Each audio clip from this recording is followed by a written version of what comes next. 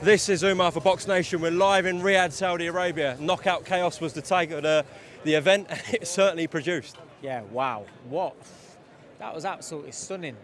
Devastating performance from Anthony Joshua. I feel sorry for Ngannou because I like the guy. I really like the guy. And for what he's done, and story and everything, part of you think you don't want him to see him go out like that.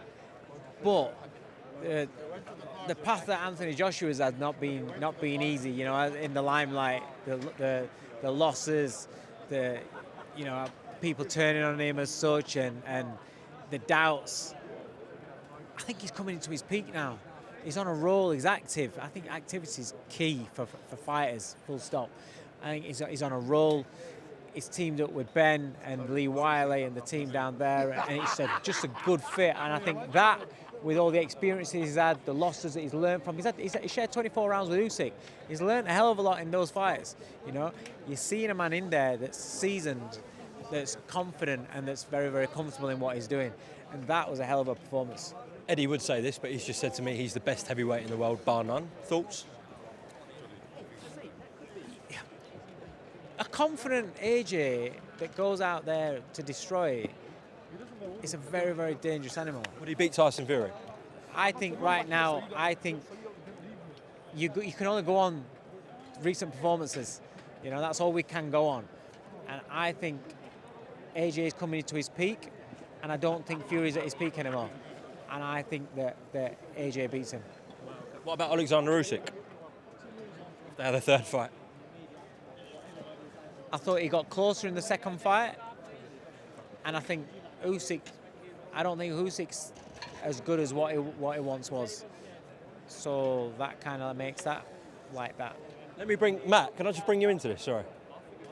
Just having a conversation here with Dave. I just spoke to Eddie. Now he's going to say this as Anthony's promoter, but he says he's the best heavyweight in the world, bar none.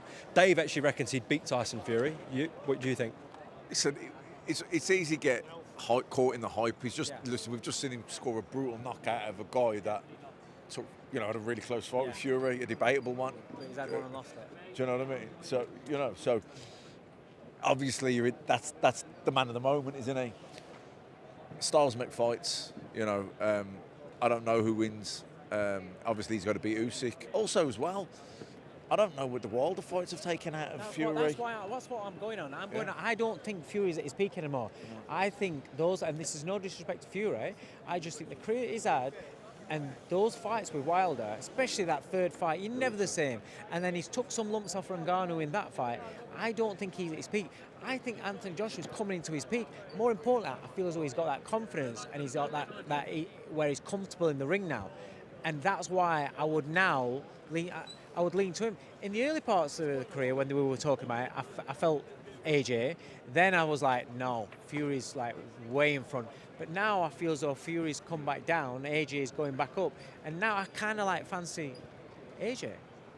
Boxing's snakes and ladders. Yeah. You're as good as your last fight. Yeah. You're up here today, you're down there tomorrow, you know what I mean? Yeah. But what I will say that I took away from, I didn't need to take it away from tonight, but what tonight proved, you look at Joseph Parker and you look at Anthony Joshua, they're fighting regular, and look how they performed.